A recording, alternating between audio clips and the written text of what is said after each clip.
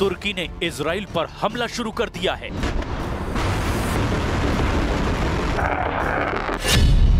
तुर्की ने PM Netanyahu को गिरफ्तार करने की चेतावनी दी है। तुर्की ने इजराइल के रक्षा मंत्री और आर्मी चीफ पर केस कर दिया है। तुर्की ने इजराइल में टॉप 30 टारगेट सेट कर दिए हैं। एर्दोआन का ऐलान, इजराइल को बना दूंगा गाजा।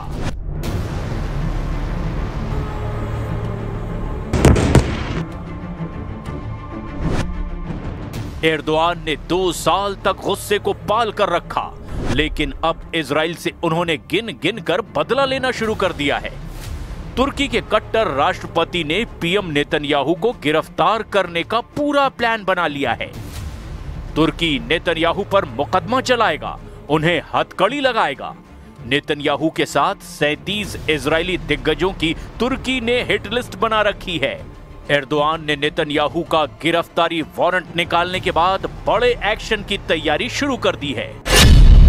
तुर्की ने पीएम नेतन्याहू के साथ इजराइल के रक्षा मंत्री इजराइल काट्स, राष्ट्रीय सुरक्षा मंत्री इतामार बेन गवीर और सेना प्रमुख लेफ्टिनेंट जनरल एयाल जामीर पर गाजा में नरसंहार का आरोप लगाया है।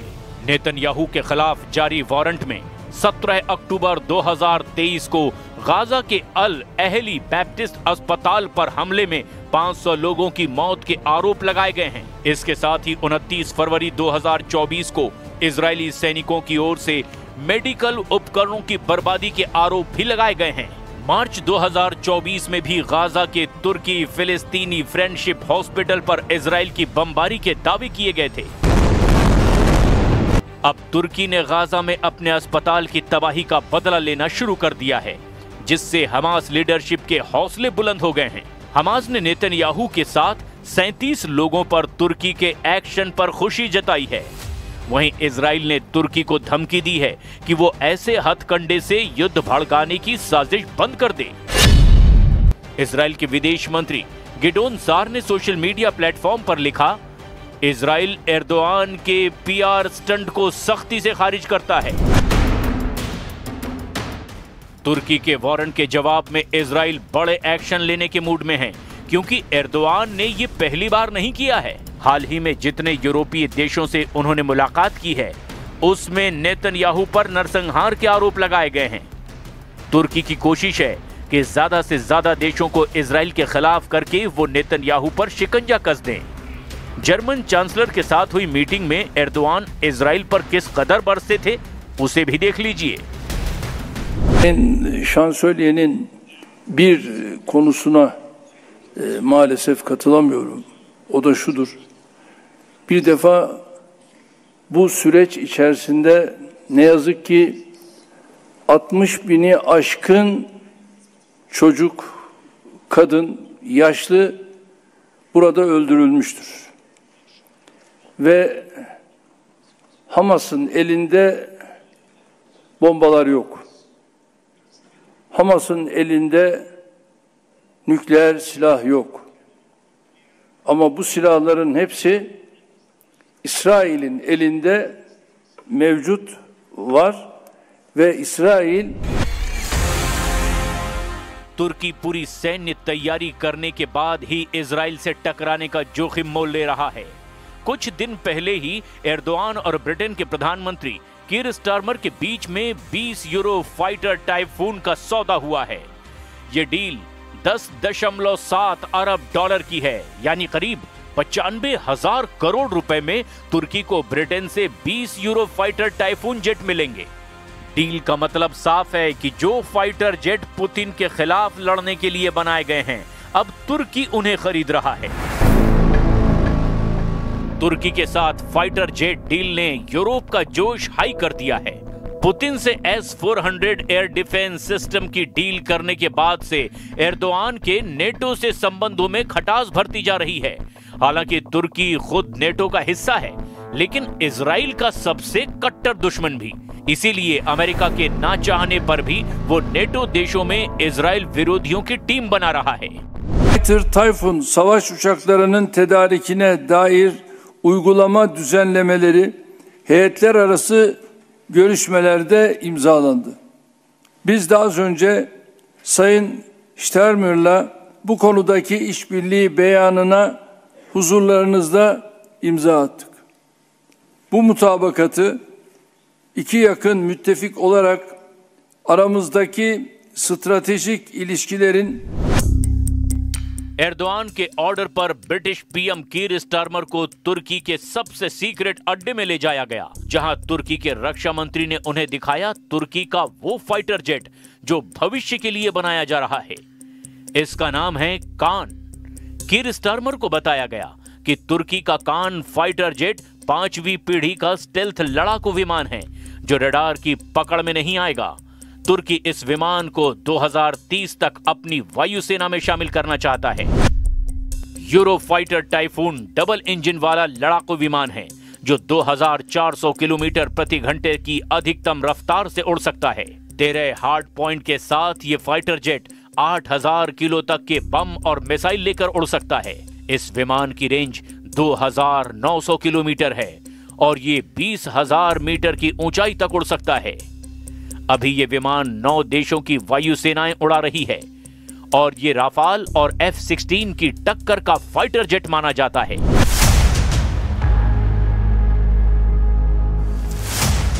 अब 20 यूरो फाइटर आएंगे तो एर्दोआन अपने पत्ते पूरी तरह खोल सकते हैं। मुमकिन है तुर्की सीरिया वाला दांव इजराइल पर भी आजमाए। तुर्की का सबसे भरोसेमंद लड़ाका सीरिया में ही है। अब ऐसे में एर्दोआन का पूरा प्लान आखिर क्या है, ये जानने से पहले राफा से आए खौफनाक अलर्ट को जान लीजिए।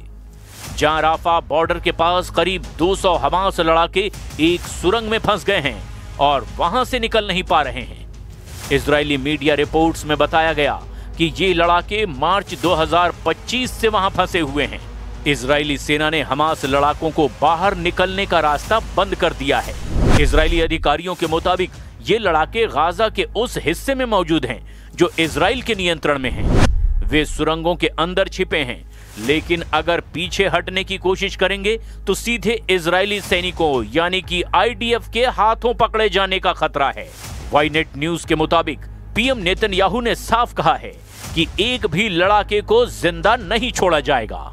इजरायली सेना के चीफ ऑफ स्टाफ एयाल जमीर ने ये तक धमकी दी है कि लड़ाकों को निकालने के लिए हमास से कोई समझौता नहीं किया जाएगा। हम उन्हें अंडरवियर में सैन्य ठिकाने ले जाएंगे। राफा की सुरंग में फंसे हमास के लड़ाकों को इजराइल सदे तैमान सैन्य ठिकाने पर ले जाकर पूछताछ करने का रोडमैप बना रहा है। इजराइल के नेगेव रेगिस्तान में बने तैमान अड्डे में गाजा से पकड़े गए सभी कुख्यात लड़ाकों को कैद रखा जाता है। राफा टनल में फंसे 200 खूंखार लड़ाकों को भागने से रोकने के लिए इजराइल ने सुरंग के मुहाने पर कंक्रीट और सीमेंट लगाकर उसे बंद कर दिया है। ऐसे में हमास लड़ाकों का इजराइल के सामने सरेंडर के अलावा अब कोई रास्ता नहीं बचा है। हमास को घुटनों पर लाने के बाद अचानक इजराइल ने लेबनान पर तूफानी हमला शुरू किया है। 7 नवंबर की रात से शुरू हुए ये हमले अब और ज्यादा भयानक रुख अख्तियार कर चुके हैं। नेतन्याहू आर्मी के ताबड़तोड़ हमले युद्ध विराम समझौते के बाद भी जारी हैं। इजराइल युद्ध के हालात में दुश्मनों का क्या हाल करेगा, इसे समझना अब मुश्किल नहीं है। मगर अचानक इजराइल ने सभी फ्रंट पर क्यों तूफानी हमले शुरू कर दिए हैं? क्या नेतन्याहू ने ट्रंप से तुर्की पर एक्शन की परमिशन ले ली है, या फिर तुर्की को जंगी ट्रिलर दिखा करके नेतन्याहू सीरिया से दूर रखने का प्लान बना चुके हैं? इजराइल की सेना सीरिया के बफर जोन और माउंट हार्मोन पर तैनात है। नेतन्याहू का मकसद सीरिया में जमे रहने का है। नेतन्याहू बिल्कुल नहीं चाहते कि बफर जोन से इजराइल सेना वापस लौटे, लेकिन मुश्किल ये है कि तुर्की की सेना सीरिया में तेजी से फैलती जा रही है, जिससे तुर्की और इजराइल की टक्कर के आसार बढ़ते चले जा रहे हैं। सीरिया और तुर्की ने सैन्य समझौता किया है, जिसमें तुर्की ने सीरियाई सेना की मजबूती के लिए ट्रेनिंग और हथियारों की मदद पहुंचाना शुरू कर दिया है। सीरिया आने वाले दिनों में तुर्की से बड़े पैमाने पर हथियारों की खरीद करने जा रहा है। एर्दोआन सीरियाई विद्रोहियों को हथियार देने और सैन्य समझौते की कोशिश में जुटे हैं, जबकि कमांडर जुलानी सरकार को अब तक किसी भी देश ने मान्यता नहीं दी है। ऐसे में तुर्की के लिए सीरियाई विद्रोहियों को हथियार बेचना मुश्किल हो सकता है। तुर्की जुलानी को हथियार बेचने के रास्ते तलाश रहे हैं, साथ ही सीरिया में सैन्य तैनाती बढ़ाने में जुटा हुआ है। पश्चिमी मीडिया की रिपोर्ट के मुताबिक तुर्की ने पालमायरा हवाई अड्डा और T4 में सीरियाई हवाई अड्डों के बुनियादी ढांचे का इस्तेमाल करके तुर्की एयरफोर्स के लिए बेस बनाने शुरू कर दिए हैं।